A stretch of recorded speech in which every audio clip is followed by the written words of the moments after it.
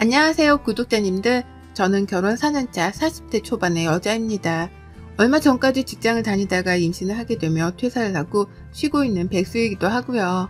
제가 이르지 않는 나이에 결혼을 해서 첫 임신을 40 넘어 하다 보니 건강상의 이유로 일을 그만두게 되었어요.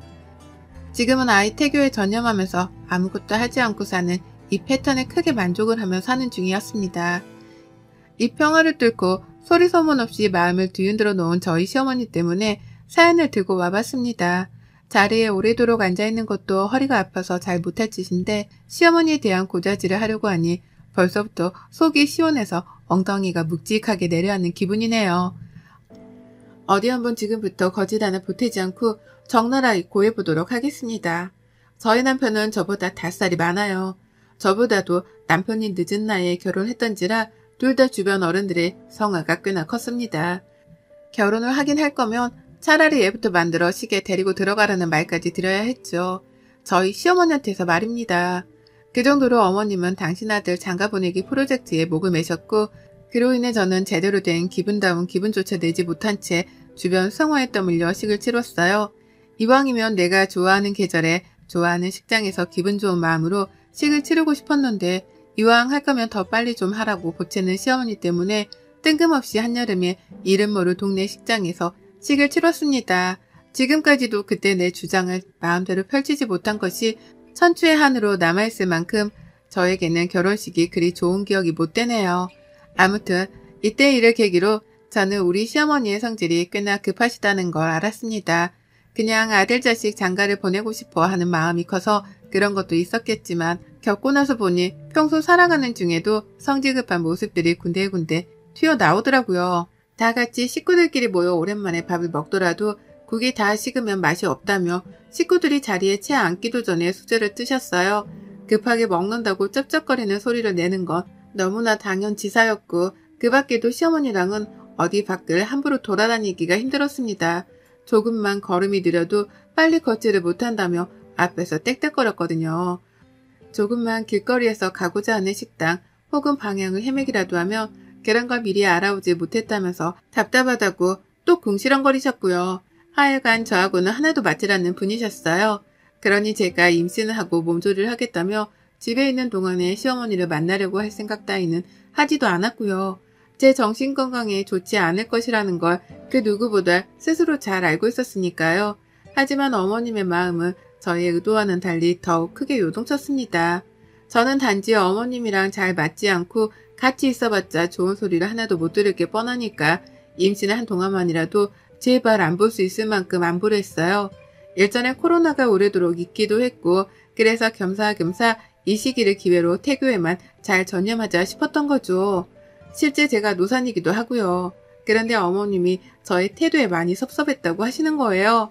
그 얘기를 시아버지에 이어서 저희 남편 그리고 시누이의 사돈팔촌까지 거리를 두지도 않은 채 다 떠벌리고 다니셨습니다.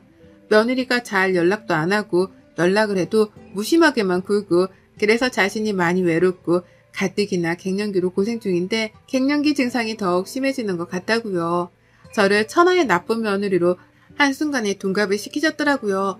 그 바람에 시아버지는 어린 저희가 잘못을 한 게 맞다며 고개를 숙이고 먼저 연락을 해주길 부탁하셨고 또 그 바람에 저희 남편은 제가 잘못한 게 없는 줄 알면서도 시어머니 기분을 맞춰야겠다면서 연락을 먼저 하기 시작했어요.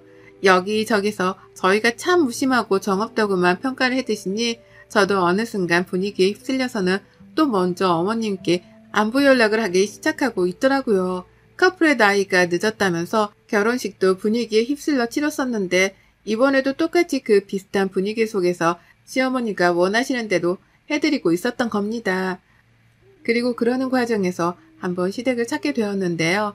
어머님이 올 때 이것저것 사오라고 시키시더라고요. 먹을 과일에 같이 구워 먹을 고기에 또 그에 걸맞은 상추까지도 말이죠. 그렇게 저는 어머님이 원하시는 대로 연락도 해드리고 비율을 맞춰드리다가 시댁에 갈 때에는 어머님이 사오라고 하는 음식들을 장까지 봐서 찾아가는 등 아주 그냥 상전을 모시고 살았습니다. 회사에서도 누구 비율을 그렇게 맞춰본 적이 없는데 나한테 월급도 안 주는 시어머니의 기분 하나를 맞춰주겠다면서 내 돈을 써가며 굽신거렸네요. 지금 생각하면 내가 왜 그렇게까지 어머님 기분을 맞춰드리려 했는지 모르겠어요. 그때도 그냥 남편이 하라고 하고 시아버지가 맞춰달라 부탁을 하시니 그게 옳은 줄로만 알았습니다. 그래서 어린 저희가 조금 숙이고 들어가는 것도 맞겠다 싶었고요.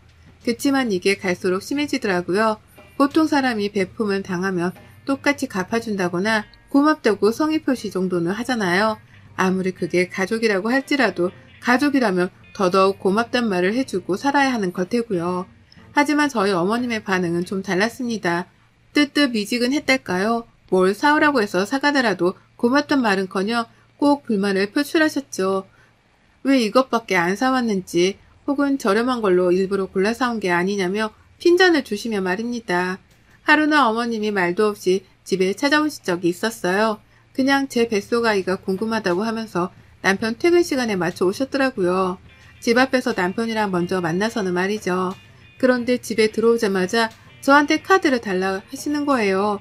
왜 그러냐고 물으니 집에 냉장고가 텅 빈 것 같으니 본인이 직접 장을 봐와야겠다는 겁니다. 그 말을 듣고 처음에는 너무 감사했어요. 우리 집 냉장고 사정을 챙겨주려 하는 건가 싶어 1초 정도 놀랬었죠. 하지만 이내 묘하게 기분이 나빴습니다. 제가 분명 전날 장을 봐오기도 했었고 제가 다름 아닌 임산부인지라 저희 남편이 저희 집 냉장고 하나만큼은 비지 않도록 매일같이 확인하고 채워주길 반복해왔거든요. 그런데 갑자기 냉장고가 텅 빈 것 같다니 뭔가 앞뒤가 맞지 않아서 쎄했던 거죠.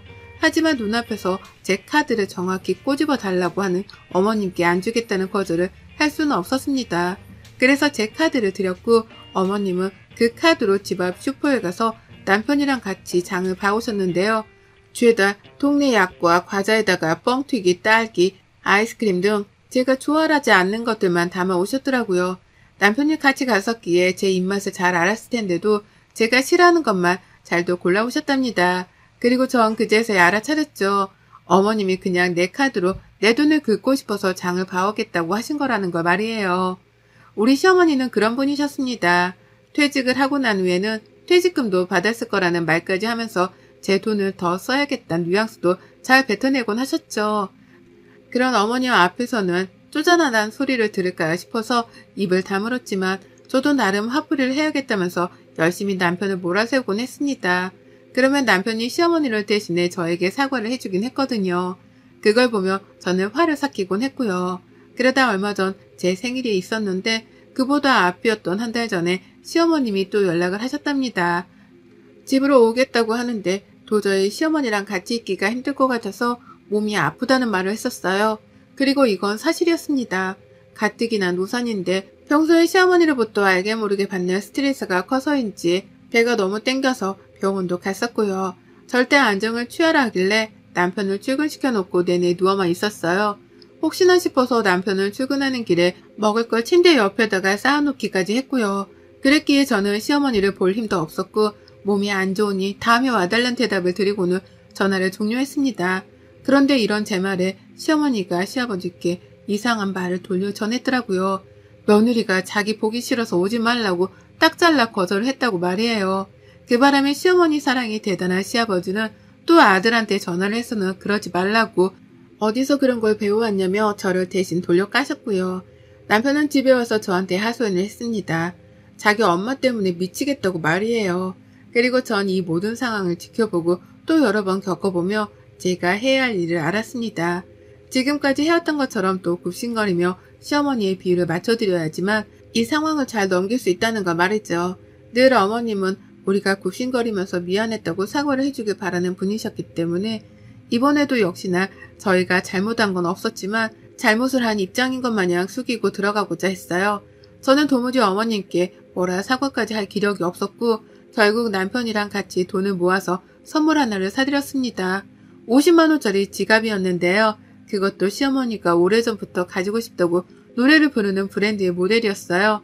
무슨 한두 푼도 아닌 50만 원짜리 지갑을 갖고 싶다며 저 난리시냐고 끝까지 안 사드리려고 했는데요.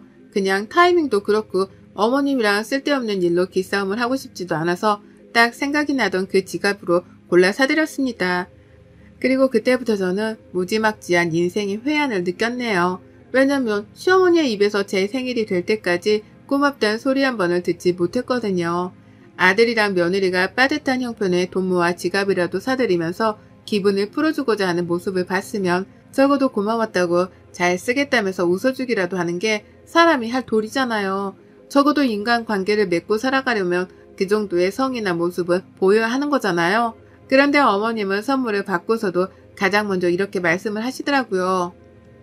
참 일찍도 사준다 니들 라고요. 그러면서 남편한테서 지갑을 받아 채갔다고 하더라고요.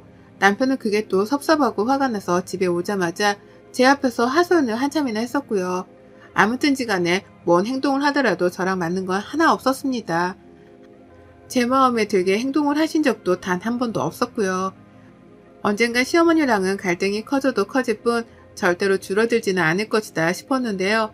그래도 이왕 선물을 사드린 김에 좋은 마음으로 베풀었다 생각을 하고 쟀어요. 저는 임산부니까 그렇게 마인드 컨트롤을 자꾸만 해야 하는 입장이었습니다. 그러나 저도 사람이더라고요. 임신을 해서 감정이 가뜩이나 오락가락하는 사람 말이죠. 제 생일을 코앞에 두고 시어머니가 전화를 걸어 오셨어요. 집에 오시겠다고 하길래 괜찮다 거절했습니다.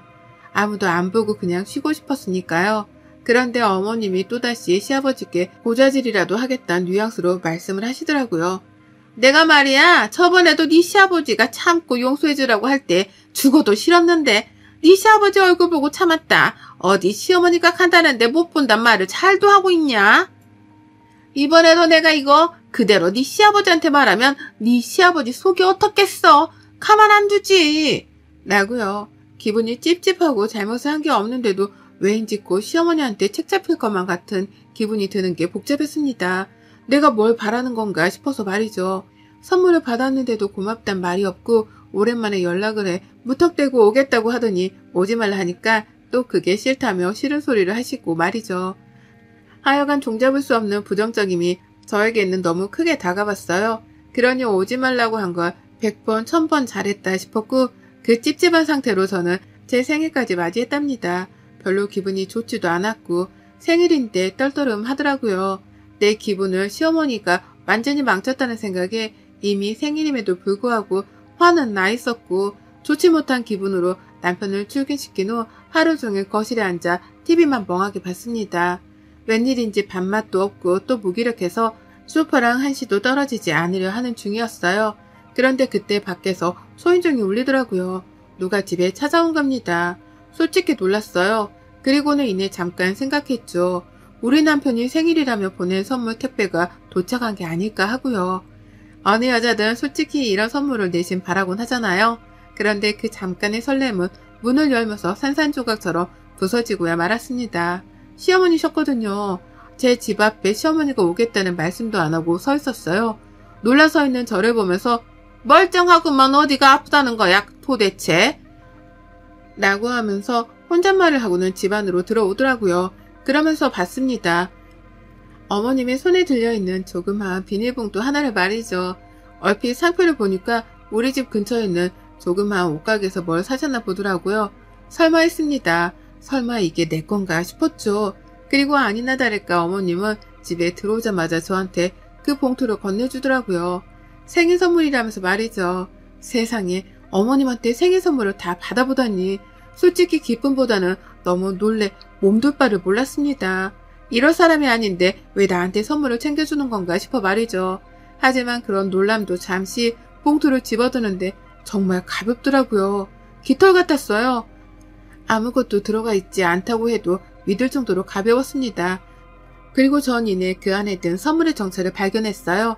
그건 바로 손난로였습니다.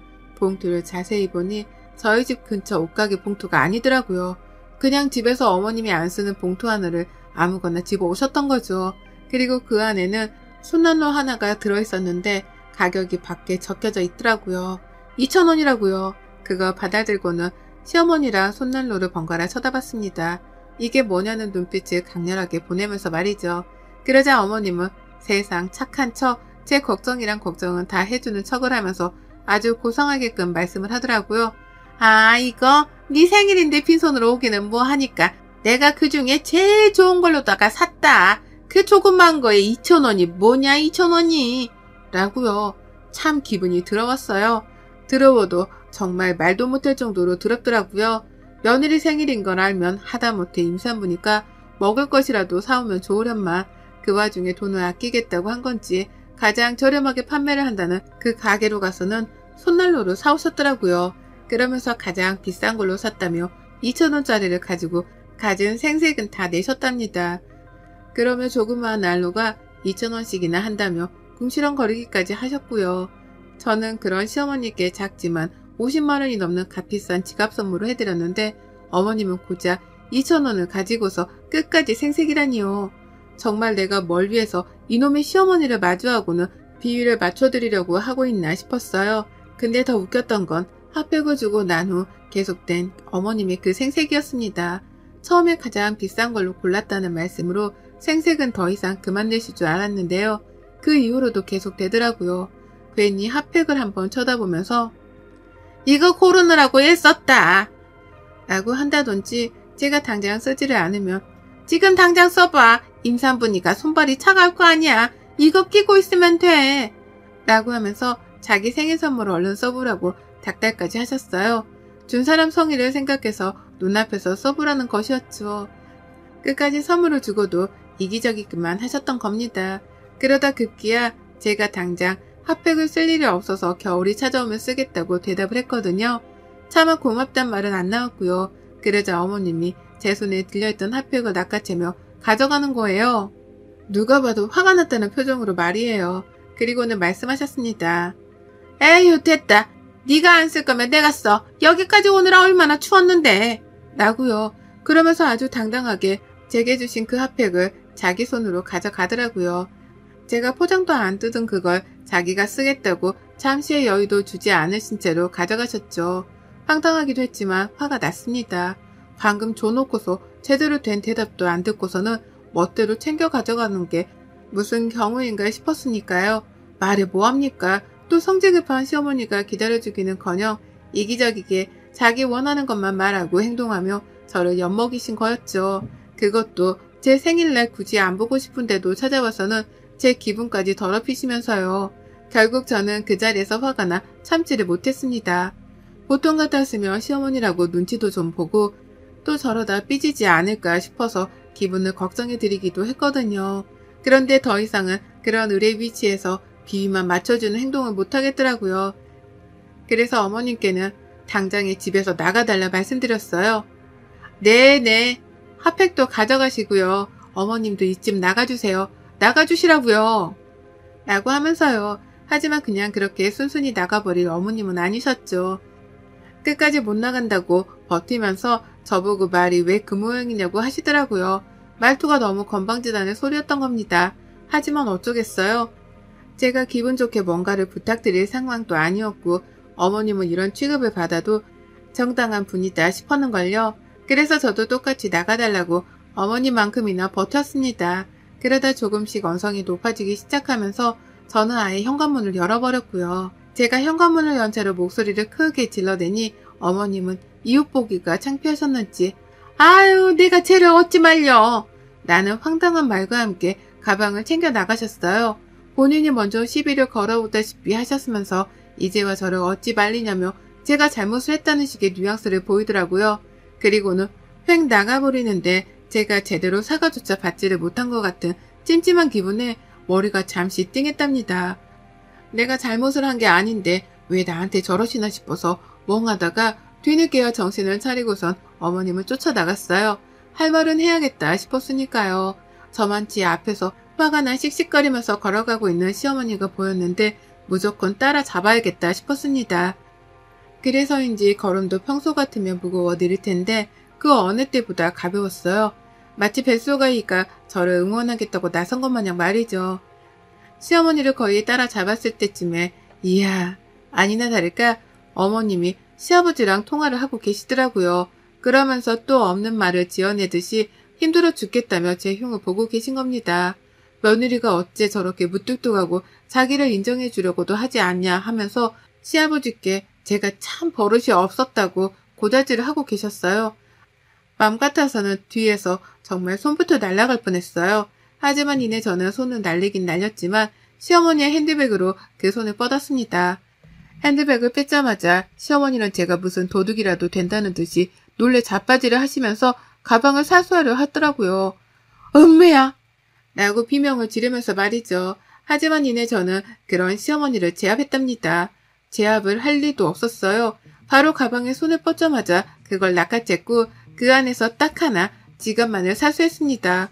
제가 얼마 전 남편이랑 돈 모아 비 맞춰드린다면서 샀던 그 지갑을 말이에요. 그 지갑을 손안에 쥐고서는 길거리 한복판에서 지갑을 탈탈 털었습니다. 그 안에 든 어머님 신분증이랑 카드 그리고 현금을 바닥으로 따궈버린 것이었죠. 어머님은 뭐하는 짓이냐면서 소리를 질렀지만 또 그 와중에 사람들 눈치가 보이는지 중간중간 목소리를 깔아대리며 저를 말리려 하셨습니다. 하지만 당하지 않기로 했어요. 저는 열심히 어머님 지갑을 비워드린 후 어머님도 제 선물 도로 가져가셨죠? 저도 제가 드린 선물 그냥 제가 도로 가져갈게요. 라고 하면서 제 손에 쥐고 집으로 돌아왔어요. 당연히 어머님은 안 된다면서 다시 돌려달라고 저를 따라오셨거든요. 하지만 길거리 한복판에서 임산부를 상대로 소리를 지른다는 게 결코 쉬운 일은 아니었을 겁니다. 사람들은 다들 저를 쳐다보고 이미 누구는 도와주겠다며 다가오려고까지 하니 어머님은 저를 따라오려고만 하다가 결국 중독 포기를 하셨어요. 그 길로 멀어져가는 자신의 지갑을 바라만 봐야 하셨고 그 끝에 소리를 지르며 말씀하셨죠. 내가 널 다시 보나봐라! 라고요. 그래서 저는 그런 어머님께 똑같이 호통을 치듯 말씀드렸습니다. 저도 보기 싫네요. 라고요. 집으로 돌아오자마자 시아버지도 연락을 해오고 시어머니는 아직 화가 안 풀리셨는지 같이 연락이 오시고 난리도 아니었습니다. 하지만 아무리 절 쉽사리 건드리거나 화를 내지 못했어요. 전 말 그대로 임산부니까요. 그걸 핑계로 시아버지 전화도 일부러 받아서는 임산부한테 사사건 건 전에도 그렇고 오늘도 그렇고 뭐 하시는 거예요? 손주 안 보고 싶으세요? 라며 대뜸 화를 냈습니다. 저라는 사람도 화를 낼 수 있다는 걸 보여주기 위해서요. 그러자 아버님은 찍소리도 못하고 미안하다 라는 상화를 대신 전한 채 전화를 끊으셨어요. 시어머니는 그제서야 시아버지로부터 무슨 얘기라도 들은 건지 전화를 그만 걸어오셨고요. 그리고 전 이 핑계를 아이를 낳고 나서도 대기로 했습니다. 아이를 낳고 나서도 시어머니, 시아버지는 제 기분이 내키는 때에만 아이를 보여줄 거예요. 그게 마음에 안 들면 저한테 굽신거리라고 하죠 뭐. 다 어머님이 뿌린 대로 거두는 중이니까 저는 거기에 양념만 첨가해서 저 편한 대로 좀 지내볼랍니다. 여러분의 생각은 댓글로 남겨주세요. 오늘도 시청해주셔서 정말 감사합니다. 안녕하세요. 저는 40대 결혼 6년차 여성입니다. 결혼해서 아이를 낳고 행복한 가정을 꾸리는 것이 저의 꿈이었는데요. 그런 저희 부부의 가슴에 대못을 박은 시어머니와 형님의 이야기를 들어보실래요? 남편과 저는 대학교 때 만나 8년 가까이 만났는데요. 서로 사회생활을 시작하고 결혼하고 싶었지만 그때 당시 결혼하지 않았던 아주버님이 있어서 시어머니께서는 저희 결혼을 반대하셨어요. 아무리 그래도 형이 먼저 결혼하고 그 뒤에 아우가 해서 사람들 보이기도 좋지. 니들이 먼저 결혼하면 형 차면이 뭐가 되겠니? 너희들은 오래 만나기로 했으니까 돈 모은다 생각하면서 형 먼저 가게 길 좀 터줘라. 워낙 큰아들 사랑이 지극하신 시어머니라는 것을 알았기에 저희는 남편의 형이 결혼할 때까지 기다리기로 했습니다. 하지만 갑작스럽게 시할머님의 병세가 악화되면서 상황이 달라지게 되었죠. 아직도 여전히 만나는 여자도 없는 큰 손주의 결혼을 기다리기보다는 결혼을 약속한 사람이 있는 작은 손주의 결혼이라도 보고 싶다는 할머님의 요청에 시어머님은 어쩔 수 없이 저희를 먼저 결혼시킬 수밖에 없었죠. 그 후 아주버님이 결혼할 때까지 한 번씩 제게 하셨던 말들은 모두 칼이 되어 저의 가슴을 베곤 했습니다. 특히 아주버님이 승진이 안 되기라도 하면 회사에서 능력을 인정받은 남편을 향해 혀를 차곤 했는데요. 그러면서 시어머니는 늘 같은 소리 반복하시곤 했습니다. 자고로 집안이 대대손손 잘 되려면 장남이 잘 되어야지 차남이 잘 되어봤자 아무짝에 쓸모가 없다면서요. 그런 시어머니의 이야기를 듣고 있으면 저나 남편은 마치 주인이 된 것 같은 기분이 들곤 했죠. 남들은 둘째 아들이 잘 나가서 좋겠다 하는데 그런 속 없는 말이 어딨냐? 애미야 안 그러냐? 누가 뭐래도 우리 집 기둥은 큰아들 아니냐 말이다. 그때 할머님만 건강했어도 니들이 먼저 결혼을 안 했을 텐데 말이다. 그러면 지금까지 혼자 저러고 있진 않았을 거란 말이지. 시아버지께서는 시어머니가 이렇게 큰아들 사랑이 대단한 건 역시 돌아가신 시할머니의 영향이 있다고 했습니다. 첫째 아들이었던 시아버지께서는 시할머니의 사랑을 정말 듬뿍 받고 살았다고 하셨습니다. 그리고 시부모님 결혼했을 때 역시 시할머니께서는 다른 자식들과 다르게 더욱 시부모님을 챙기고 아껴주셨다고 했습니다. 그러다 보니 시어머니께서는 큰아들과 결혼해서 그 시절에 당연하게 경험할 수 있는 시집살이조차 하지 않았다고 했어요. 아니 오히려 시어머니께서는 친정에서도 받지 못한 귀한 대접을 받게 되었던 거죠. 그래서인지 시아버지께서는 시어머니가 시할머니보다 더욱 무섭게 가족들을 혼내곤 했다고 했습니다. 그렇게 시집을 와서 처음으로 목소리에 힘을 줄 수 있었던 시어머니께서는 무조건 집안의 기둥은 큰 아들이라는 고정관념에 사로잡히게 된 것이었죠.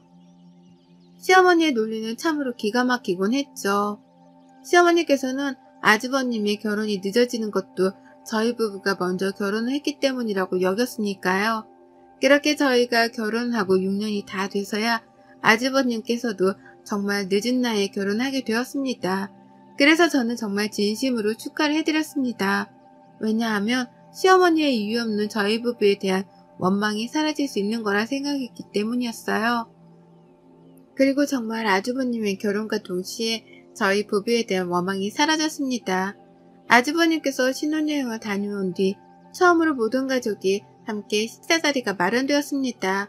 새로운 식구를 맞아 저와 어머니께서는 열심히 음식을 마련했지요. 새아가 음식이 괜찮니? 너는 먹는 것도 어쩜 이렇게 곱니? 누가 봐도 큰아들과 결혼한 여자 같구나.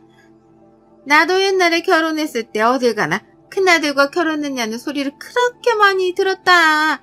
아가야, 너도 나처럼 복이 얼굴에 가득한 걸 보아하니 우리 큰아들이 앞으로 승승장구하겠구나. 저도 어렸을 때 매일 큰아들한테 시집갈 것 같다는 이야기를 친척 어른들께 많이 들었는데 정말 그렇게 됐잖아요, 어머니. 동서가 왜 이렇게 빨리 결혼했나 했더니 어머님이 이렇게 좋으시니까 얼른 시집오고 싶었나 봐요. 시어머니께서는 그 말을 듣자마자 저를 보시고는 뭐가 그렇게 급해서 이렇게 빨리 결혼했는지 모르겠다고 또 말씀하셨습니다. 그러면서 시어머니는 형이 잘 되도록 길을 터줘야 하는데 동생이란 것이 혼자 잘 나가겠다고 바리케이트를 쳤다고 하셨어요. 그 말 끝에 저는 할머니께서 원해서 한 결혼이지 저희도 그때 막 하고 싶어서 한 것은 아니었어요, 어머니. 라고 반박했습니다. 그 말이 끝나자마자 시어머니께서는 저를 힐끔 쳐다보시더니 주방에서 음식이나 가져오라고 하시더군요. 왜 우리 와이프한테 그래요, 어머니는? 진짜 일찍 시집와서 집안일 다 도와주고 그 덕에 어머니가 좀 편해지셨어요. 여보, 이제 큰아들 그렇게 소문대로 장가 보냈으니까 우리는 손 좀 놔. 형수님이 며느리 역할 하실 거죠? 시어머니께서는 남편의 말에 큰 소리를 치기 시작했습니다. 어디 감히 형수님한테 그렇게 버르장머리 없이 구느냐고요. 저는 정말 그 자리에서 박차고 일어나고 싶었습니다. 결국 듣고 계시던 시아버지께서 그만들 하라고 하시자 시어머니께서는 그제야 아무런 말씀을 하지 않으셨습니다. 그 후에도 시어머니와 형님은 어느새 사이가 좋아져서 자주 만나고 쇼핑도 다니고 하셨습니다. 평소 시어머니는 제가 모시고 나가려고만 해도 아서라 큰 며느리도 아닌데 네가 왜 나서냐? 라고 하시곤 했는데요. 결국 정말 시어머니께서 원하시던 큰 며느리를 얻었으니 무척이나 행복하겠지 싶었습니다. 그렇게 더욱 편안해질 거라고 생각했던 시어머니는 전혀 다른 방향으로 저희를 바라보시게 되었습니다. 결혼 6년차로 임신을 위해 노력을 하고 있음에도 쉽게 아이가 생기지 않아 걱정이 많았던 시기였습니다. 그리고 그런 저희 부부의 고민은 양가 부모님 모두 알고 계셨죠. 둘째야, 너 이번에 그 뭐냐? 인공시험가? 뭐 그거 한다고 하지 않았니? 네, 맞아요, 어머님. 그런데 이번에는 하지 않으려고요. 그래, 잘 생각했다. 그게 그렇게 여자 몸을 아프게 한다더구나. 그렇게까지 해서 애를 낳았겠니? 네 몸 상하잖니? 그래, 안 한다니 다행이구나. 나는 지난번에 네가 한다고 해서 어떻게 하나 싶어 전화를 했는데 안 하는구나. 알겠다. 저는 평소 저희 부부에게 이세 계획에 대해 물어보지 않으셨던 시어머니께 갑자기 인공수정에 대하여 물어보시는 것이 의아했습니다. 그러나 정말 제가 걱정이 되어 물어봤다는 생각에 감사하기까지 했지요. 시어머니께서 정말 왜 물어보셨는지 그 진심을 알기 전까지는 말이죠. 하루는 아주버님과 우리 부부 그리고 시부모님과 함께 식사를 하는 자리였습니다. 그 자리에서 아주버님의 나이가 있는 만큼 형님이 인공수정을 준비하고 있다는 소리를 들었습니다. 그 소리를 듣자마자 저는 형님한테 이야기를 했죠. 형님, 어머니께서 그거 안 좋다고 꼭 그렇게까지 해서 아이를 낳아야겠냐고 하시더라고요. 저도 사실 6년째인데 아이가 안 생겨서 고민하고 있다가 어머님께서 제 몸 생각하라고 말씀을 해주시더라고요. 형님도 아직 젊으신데 바로 인공수정 준비하지 말고 좀 더 기다려보면 어떠세요? 동서랑 내가 같아? 나는 큰아들 며느리잖아. 어머니께서 나한테 아이 잘생기게 해주는 한약이며 음식이며 인공수정 병원까지 직접 알아보고 알려주셨어. 돈도 보내시고. 동서는 결혼 6년 차인데 아직도 어머님은 잘 몰라? 나보다 나이도 많은데 말이야. 형님의 말에 어이가 없더군요. 분명 시어머니께서는 제게 몸 생각해서라도 인공수정은 하지 말라고 했는데 형님한테는 아이 낳으라고 먼저 알아보기까지 했다니 기가 막히더군요. 그런데 저와 형님의 이야기를 듣던 시어머니께서는 오히려 제게 역정을 내셨습니다. 시어머니께서는 네가 큰애랑 같냐고 하시면서 집안에 큰아들이 자식을 낳아야지 둘째가 낳으면 뭐하냐고요. 만에 하나라도 큰애가 아이를 낳기 전에 둘째 네가 임신이라도 덜컥 해봐라. 그러면 세상에 형의 자식이 동생 자식에게 형, 누나 라고 불러야 하지 않냐? 이런 거지같은 족보가 어딨냐. 너는 큰애가 임신하기 전까지는 애 낳을 생각도 말아라. 시어머니께서는 제게 형님이 임신하기 전까지는 임신하지 말라면서 제가 유일하게 잘한 일이 아이를 못 가진 일이라고 하시더군요. 시어머니의 그 말을 듣고 있던 저는 그동안 아이를 갖고 싶어 했던 제 마음이 북받쳐 울면서 소리를 쳤습니다. 저는 시어머니께 정말 해도 너무하신다고 했습니다. 아무리 둘째 아들이고 둘째 며느리라고 해도 어머님이랑 함께한 세월이 있는데 어떻게 그렇게 모질게 말씀을 하실 수 있냐고요. 어떻게 아이를 낳지 말라고 할 수 있냐고요. 그렇게 소리를 쳤습니다. 그러자 시어머니께서 제게 네가 드디어 본색을 드러내는구나. 내가 너 언제 본색 보이나 했다. 내가 언제 낳지 말라서 안 낳았어? 네가 못 낳았잖아. 얘도 못 낳는 주제를 혼자 차격시심 느낄까봐 그것도 잘한 일이라고 칭찬을 했더니 어디 누구 앞에서 지금 이렇게 생난리를 치는 거야? 아주 못돼 먹은 것. 이라며 욕설을 퍼부시더군요. 정말 그만 좀 하세요, 어머니. 저 살면서 형 그림자라도 밟으면 형 앞길 막는다고 그렇게 저를 잡더니 이제는 저도 모자라서 이 사람한테까지 그래요. 그렇게 저희가 못마땅하면 저희를 차라리 보지 마세요. 이게 지금 어디서 건방을 떨어? 야, 이 자식아, 네가 지금 어머니한테 대들어? 어머님 말씀 뭐 토시라도 틀린 말 했어? 재수씨, 뭐가 그렇게 서운해요? 시어머니가 충분히 말할 수 있는 말 아니에요? 재수씨가 아이를 못 낳은 것을 왜 어머니 탓을 해요? 그리고 언제 어머니가 낳지 말라고 했어요? 우리가 먼저 낳고 그 다음에 낳으라고 한 걸 가지고 이 난리를 치고 가족 모임 자리를 시장통으로 만들고 말이야. 재수씨 그렇게 안 봤는데 다시 봤어요? 아주버님 말씀에 저는 정말 화가 나더군요. 그래서 저는 아주버님께 말했습니다. 시어머니께서 제게 전화를 해서 인공수정 하지 말라고 했다고요. 그러면 첫째 아들보다 먼저 아이를 가질까봐 그런 것을 마치 제 걱정하느라 그런 것처럼 말했다고요. 그래서 너무 억울하고 분하다고요. 그러면서 저는 시어머니께 말씀드렸습니다. 저도 아이까지 준비할 거라고요. 그렇게 말씀드리고 저와 남편은 그 식사 자리를 박차고 나왔습니다. 그 일이 있은 후 사실 마음이 편치 않았습니다. 아무리 그래도 모든 가족이 있는 앞에서 울고 소리를 지른 것이 역 마음에 걸렸죠. 더군다나 남편도 시어머니와 아주버님과 다투기도 했고요. 그래서 남편과 상의한 뒤에 시댁에 가기로 결정을 했습니다. 그리고 저는 시어머니께 전화를 걸었습니다. 저는 이번 주 주말에 시댁에 남편과 함께 가겠다고 하니 시어머니께서는 올 필요가 없다고 하시더군요. 그날 그렇게 생난리를 찍고 지영이 얼마나 무서운지 어미가 얼마나 무서운지도 모르는 자식 꼴도 보기 싫다고 하셨습니다.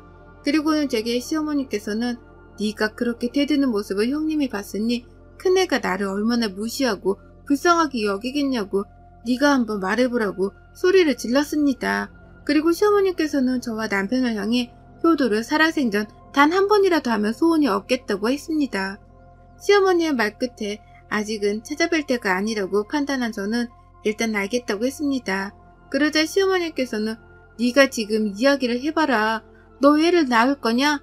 기어이 우리 집안 족보를 쓰레기로 만들 거냐? 내가 얘를 낳지 말라고 했냐? 네 형님이 먼저 갖고 그 다음에 낳으란 말이 그렇게 섭섭했냐? 라고 물으시더군요. 결국 시어머니께서는 제 입에서 형님이 아이를 낳기 전에 임신하지 않겠다는 말이 듣고 싶었던 것이었습니다. 그렇지만 저는 저희 아이를 포기할 수 없었습니다. 그래서 저는 하늘이 선물로 준다면 저는 감사히 키워볼 거라고 했죠. 그러자 시어머니께서는 제게 끝까지 네가 잘났구나 알겠다 라고 하시곤 끊으셨습니다. 그 얼마 지나지 않아 다행히도 형님의 임신 소식이 들려왔습니다. 사실 저희 부부도 모든 식구들이 원하는 방향대로 형님이 빨리 임신하길 내심 바라기도 했습니다. 왜냐하면 저희 부부가 먼저 임신하게 되면 저희 아이에게도 저희가 듣던 원망이 쏟아질 것 같았기 때문이었죠. 그랬던 차에 형님의 임신 소식이 들리니 여간 반갑지 않을 수가 없었습니다. 그리고 얼마 후 저희에게도 그렇게나 바라던 아이가 선물처럼 와주었습니다. 저희 부부는 시부모님이 무척이나 좋아하실 거라고 생각하고 찾아갔습니다. 그러나 시어머니께서는 모두 같은 손주가 아니었습니다. 임신이라니? 세상! 그러면 첫째랑 얼마나 차이가 나냐? 가만 보자 같은 애가 태어나는 거냐? 너희는 생각이 있니? 아니 어떻게 벌써 그렇게 임신을 해? 니들은 핌도 안 하니? 어머니 무슨 말씀이세요? 저희 분명 임신 준비한다고 말씀드렸잖아요. 그런데 지금 핌이라뇨. 시어머니께서는 저와 남편에게 조카가 생겼으면 조카를 이뻐하고 사랑해줄 생각을 해야지 어떻게 그런 생각조차 하지 않고 덜컥 임신부터 냈다 할 생각을 하냐고 역정을 내셨습니다. 시어머니의 그 말에 저는 더 이상 듣고 있을 수가 없었습니다. 그래서 저는 시어머니께 아무리 그러셔도 어머니 손주가 뱃속에 있는데 그렇게 말씀하시면 안 되시지 않냐고 했습니다. 그러자 시어머니께서는 제게 내가 언제 둘째나 손주 원했냐? 니들이 싸질러 놓고 왜 나한테 난리를 피우냐? 축하라도 해줘야 하냐? 라고 하시더군요. 정말 남편과 아주버님 둘 다 시어머니께서 낳은 자식이 맞는지 의심스러울 정도였습니다. 시어머니의 날카로운 말들에 남편은 할 말을 잃었고 더 이상 이 자리에 있을 필요가 없다고 했습니다. 그렇게 저희 부부는 축하가 아닌 비난만을 받아야 했습니다. 그 일이 있은 후 저희는 오로지 저희 가족만을 생각하기로 다짐했습니다. 무슨 일이 있어도 우리 가족만 행복하면 된다고 생각을 다잡았어요. 하지만 시어머니와 아주버님 그리고 형님은 그런 저희의 생각조차 모조리 부서뜨렸습니다. 시어머니와 아주버님 그리고 형님이 저희 집에 찾아왔어요. 그리고 차마 입에도 담기 끔찍한 이야기들을 너무나 당연하게 쏟아냈습니다. 내가 그때 그러고 니들이 돌아간 뒤 많이 생각해봤다. 그래야 니들도 결혼한 지 6년이 지났으니 얼마나 아이가 갖고 싶었겠냐. 내가 그 마음을 몰라줬다. 미안하다. 시어머니는 처음으로 저희에게 사과를 하시기에 그 말 한마디에 저희 부부는 그동안의 소름이 쏟아져 눈물을 흘렸습니다. 그러나 그 말의 진실이 무엇인지 알게 되기까지 오래 걸리지 않았습니다. 내가 그래서 계속 고민을 했는데 둘째 너희는 6년 동안 이렇게 둘이서 깨벗고 살았는데 꼭 애가 필요하냐? 형이야 결혼하자마자 아이를 가졌으니 상관없다만 니들은 힘들지 않겠냐? 그래야 너는 일도 바쁘고 그러면 재수씨 혼자 독방 육아인데 재수씨 감당할 수 있겠어요? 사실 애 키우는데 돈이 엄청 들잖아. 그런데 한 집안에 그것도 동시에 같은 애 둘씩이나 낳는다는 것이 잘 생각해봐. 무슨 말이 하고 싶은 건데요, 어머니? 시어머니는 저와 남편의 눈치를 보더니 이내 듣고도 믿을 수 없는 말씀을 하셨습니다. 시어머니는 저와 남편에게 아이를 포기하는 것이 좋겠다는 말을 했습니다. 그런 말을 한 것 자체가 기가 막힌데 그 이유는 더욱 기가 막혔죠. 시어머니는 앞으로 아주버님 아이들이 커가는데 온 집안이 신경을 써야 한다고 하셨습니다. 그러자니 저희 아이에게 돌아갈 돈들까지 모두 아주버님네 아이에게 쏟아진다면 더욱 좋지 않겠냐는 것이었어요. 그러면서 제게 시어머니는 둘째야, 둘째 좋다는 것이 이런 거다.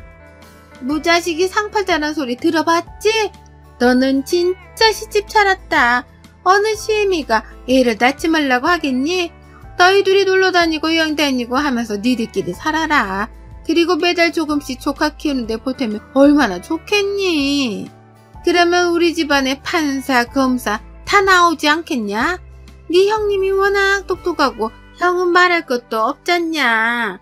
니들이 조카한테 지원을 팍팍 해줘라? 라는데 그 말을 들은 우리 아가가 듣고 있다고 생각이 들으니 손이 떨렸습니다. 어머니, 해도 너무하시네요. 어떻게 그렇게 말씀을 하세요? 애를 포기하라뇨. 어떻게 온 아이인데, 저희가 얼마나 바란 아이인데 포기를 하고 조카한테 지원을 하라고 하세요? 그것도 아직 태어나지 않은 아이인데. 동서, 아직 태어나지 않은 아이라니? 뱃속에 있는 우리 아가가 다 듣겠다. 말이 너무 심하네. 요즘 같은 세상에 집안에 아이가 많아봤자 서로 힘들어. 그럴 바에야 한쪽으로 쫙 밀어주는 게 좋지. 어머님이랑 나랑 아주버님이 다 깊이 고민하고 결정한 건데 왜 이렇게 난리야? 그러면 형수가 애를 포기하세요. 남편의 이 한마디에 시어머니께서는 남편의 뺨을 때렸습니다. 시어머니는 어디 감히 귀한 손주를 포기하라고 하냐고 욕설을 퍼부었죠. 저와 남편은 더 이상 참을 수가 없었습니다. 남편은 시어머니와 아주버님께 다시는 만나지 않겠다고 했습니다. 그동안 남편이 시댁에 도움을 주었던 모든 금전적 부분들을 끊겠다고까지 했습니다. 그러자 시어머니께서 남편에게 그깟 돈 좀 준다고 유세 떤다고 하더군요. 그 말에 저 역시 가만히 있을 수 없었습니다. 그리고 시어머니께 말했어요. 저는 이제 더 이상 어머님 며느리 아니라고요. 저는 이제 남편의 부인으로 아이 엄마로만 살겠다고요. 어머님의 며느리를 그만하겠다고 했습니다. 제 말에 시어머니는 집에 있는 물건을 던지려고 하셨고 남편이 막아섰습니다. 그리고 시아버지께 전화를 드렸죠. 모든 사실을 알게 된 시아버지께서는 아주버님에게 정신 빠진 녀석이라고 하시고는 저와 남편에게 너희들끼리 행복하게 살라고 하셨습니다. 시아버지께서는 그동안 너무 고생했다며 막아주지 못해 미안하다고 하셨어요. 그러면서 이제부터는 그 누구도 우리 부부에게 연락하지 못하게 하겠다고 하셨습니다. 다시는 우리를 괴롭히지 말라며 한 번이라도 연락할 날에는 큰아들도 다시는 보지 않겠다고 하셨죠. 시아버지의 단호함에 그날 시어머니와 아주버님네는 더 이상 저희 부부에게 뭐라고 하지 못했습니다. 나중에 저희를 찾아오신 시아버지께서는 눈물을 흘리셨습니다. 내가 너희 시어머니를 이렇게 만든 것인지도 모르겠다. 내가 너희 형을 이렇게 만든지도 모르겠다. 그래서 내가 그냥 모른 척 했다, 비겁하게. 그런데 이제는 내가 너희 지켜주마. 너희는 그동안 충분히 잘했다. 이제는 그만해도 된다. 시아버지의 말씀에 저희는 정말 많이 울었습니다. 그래서 그 후 시어머니와 아주버님과는 연락을 끊었습니다. 가끔씩 시아버지를 만나 함께 시간을 보내곤 합니다. 그리고 저희 부부의 사랑스러운 아기와 함께 행복한 하루를 보낼 수 있어 그저 감사합니다. 여러분의 생각은 댓글로 남겨주세요. 오늘도 시청해주셔서 정말 감사합니다.